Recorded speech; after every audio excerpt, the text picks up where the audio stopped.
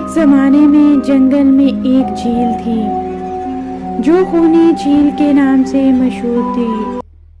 شام ہونے کے بعد کوئی اس جھیل میں پانی پینے نہیں جاتا تھا۔ ایک دن بھیڑ چرتے چرتے اس جنگل میں آ گئی۔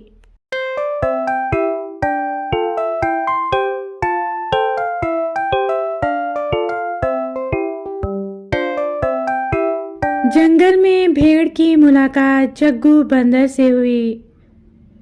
جگو بندر نے بھیڑ کو جنگل کے بارے میں سب بتایا، لیکن اس جھیل کے بارے میں بتانا بھول گیا۔ جگو بندر نے دوسرے دن جنگل کے تمام جانوروں سے بھیڑ کا تعارف کروایا۔ جنگل میں بھیڑ کا سب سے اچھا دوست خرگوش بن گیا۔ جب بھیڑ کو پیاس لگی تو وہ اس جھیل میں پانی پیتی۔ وہ شام کو بھی پانی پیتی تھی۔ ایک شام جب وہ اس جھیل میں پانی پینے گئی، جیسے ہی بھیڑ پانی پینے لگی، اس کی نظر ایک مگرمچھ پر پڑی جو بہت تیزی سے اس کی طرف چلتا آ رہا تھا۔ یہ دیکھ کر وہ جلدی سے جنگل کی طرف دوڑی۔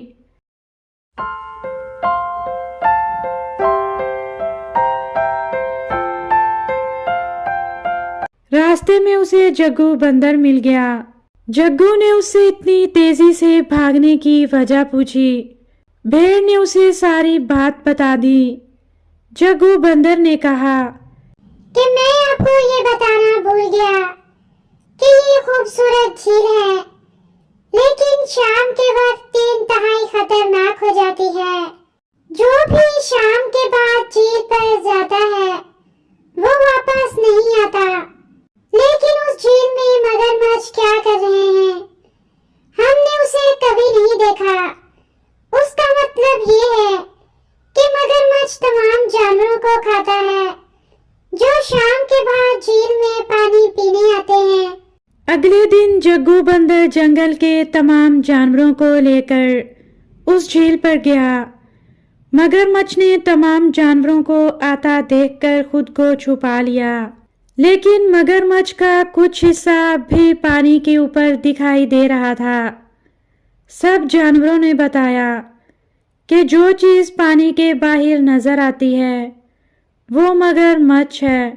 یہ سن کر مگرمچھ نے کچھ نہیں کہا۔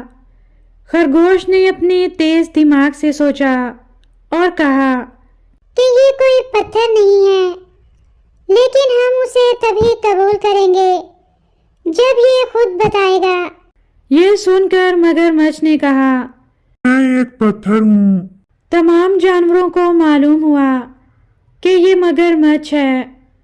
خرگوش نے مگرمچھ کو بتایا یہ تک نہیں معلوم کہ پتھر نہیں بولتے۔ اس کے بعد تمام جانوروں نے مل کر مگرمچھ کو اس جھیل سے نکالا اور خوشی خوشی زندگی گزارنے لگے۔ اس کہانی سے ہمیں یہ سبق ملتا ہے، اگر ہم بغیر کسی خوف کے ایک ساتھ کسی بھی مسئلے کا سامنا کرتے ہیں تو ہم اس سے نجات حاصل کر سکتے ہیں۔